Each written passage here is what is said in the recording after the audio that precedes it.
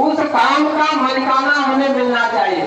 जो कि हम लोग काम करने वाले हैं ना, हम काम क्या करते हैं, हम जैसे सड़क बनाते हैं, नाली बनाते हैं, सारा काम सुई से लेकर हवाई जहाज से काम करते हैं हम लोग ने, लेकिन उसका मालिक कौन होता है? कौन इसका मालिक होता है? लेकिन भारत का संविधान में कहता है कि जो जिस काम को जानता है उस काम का मालिकाना उस आदमी को मिलना चाहिए।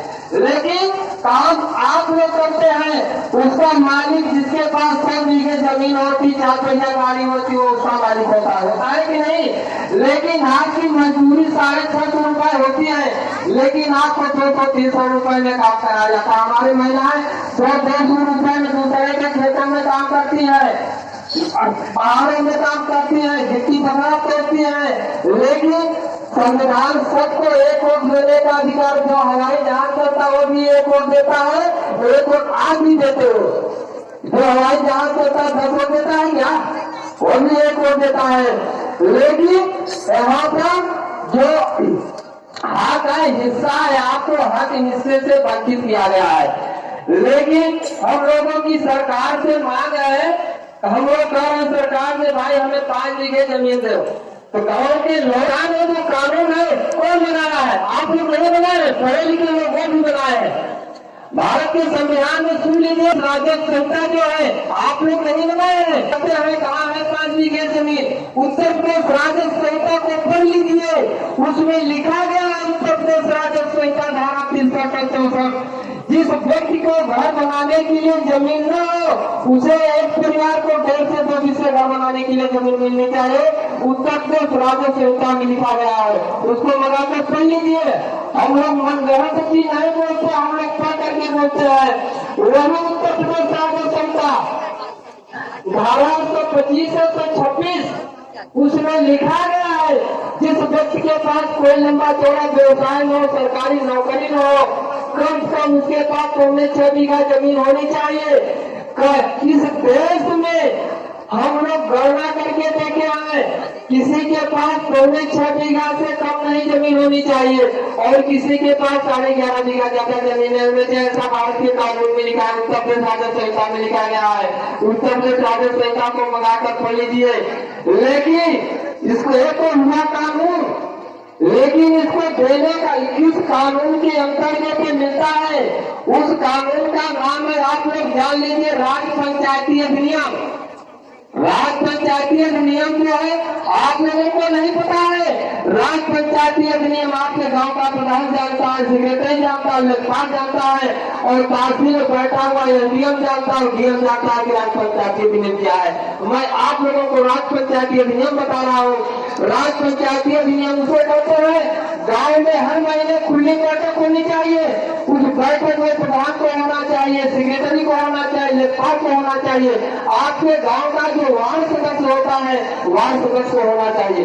वार्ड सदस्य की जिम्मेदारी होती है उस बैठक में खड़ा होकर के बोले, हमारे वार्ड में अभी अमुक व्यक्ति का अगर छप्पर है, सेक्रेटरी साहब मांग करो उसको आवाज दिया जाए। हमारे वार्ड में अभी अमुक व्यक्ति के पास घर बनाने के लिए जमीन नहीं है, खेती करने के लिए जमीन नहीं है, इनको जमीनें दिया जाए। इस तरीके से उनके पास कार्रवाई रजिस्टर होता है। कार्रवाई रजिस्टर पर सारी समस्याएं लिखी जाती है, तो खास में जाता है, जिले में जाता है, तो आपका समस्या का समाधान होता है।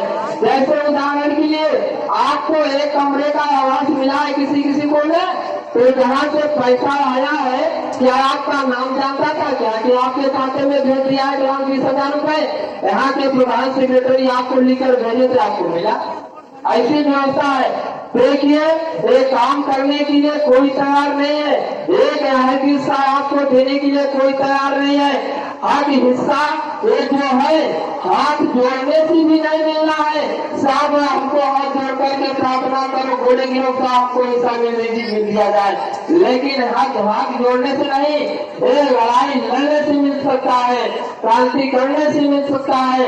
इस लड़ाई को लड़ने के लिए आप लोग तैयार हो। अगर तैयार होंगे तो आपको हक हिस्सा मिल सकता है, नहीं तो जैसे दशा आज है इससे भी खराब दशा होने वाली है। लेकिन देखिए, गांव में जो भारत का संविधान है, यहाँ छोट मनई बड़ मनई नहीं होते हैं। यह समाज में क्या बनाया गया है? ये खुलमना ही होता है, ये धर्म नहीं होता है। आप लोग जवाब दीजिएगा। जिसको आप भगवान मानते हो, ऊपर वाला मानते हो, ईश्वर मानते हो, जो हवा हवा कौन बनाया है? हवा भगवान ने बनाया है ना। पानी कौन बनाया है? भगवान ने बनाया है। और एक जो धूप कौन बनाया है? भगवान ने बनाया है। आप लोग जवाब दीजिएगा। जब हवा चलती है तो क्या खुरमुनई को ज्यादा लगती है, क्या खुरमुनई को कम लगती है? ऐसा होता है क्या? बताइए। बहुत बराबर लगती है ना। पानी बरसता है, क्या खुरमुनई खेत में ज्यादा बरसता है, क्या खुरमुनई खेत में कम बरसता है? क्या बराबर बरसता है? ये जो धरती है, धरती कौन बनाया है? क्या खुरमुनई ने धरती को बनाया है? धरती को, धरती खुद ईश्वर ने भगवान से बनाया है ना। तो धरती भगवान ने उसमें भी सब कहा कि है। आप लोग कहते कहा है पानी की जमीन, किसकी जमीन दे देंगे? कौन बनाया है? ईश्वर के बनाए हुए सभी लोग है ना। ईश्वर की बनाई धरती भी है, पानी भी है, बरसात भी है। तो ईश्वर की बनाई हुई चीज में तो सबका बराबर कैसा मिलना चाहिए। देखिए हमारी दशा ऐसे होने वाली है, मैं बता रहा हूं, हो रही है और होने वाली भी है। हमारे जमाने में 10,000, 4,000, 5,000 के बैल बिकते थे। क्यों नहीं है? आपके बच्चे दिल्ली मुंबई भी जाएंगे, वहां भी सारे काम कंप्यूटर हो गया, मशीनें हो गया। आपको गांव में भी काम नहीं मिलेगा। आप लोगों के पास जमीन नहीं है, आप लोगों के पास शिक्षा नहीं है, आप लोगों के पास रोजगार नहीं है। आप कोई भी बैलों जैसा दशा होने वाली है और कोई सुनने वाला नहीं है, कोई सुनने वाला भी नहीं है। देखिए ये काम जो है आपको स्वयं करना पड़ेगा। कोई ये काम नहीं कर सकता है कि हम, कोई ये काम करने वाला नहीं है। सबको अपना हाथ पैर बरियार करके इस लड़ाई को लड़ना है। ये काम आपको स्वयं करना पड़ेगा। लेकिन भारत के संविधान में सबकी व्यवस्था है, शिक्षा की व्यवस्था है, कपड़े की व्यवस्था है, खाने की व्यवस्था है, जमीन की व्यवस्था है, सारी व्यवस्था उसमें लिखी हुई रखी है। न कोई बताने वाला है, न कोई करने वाला है। ऐसे हमारी दशा चलती रहेगी। देखिए बात तो बहुत बोलने वाली, क्योंकि टाइम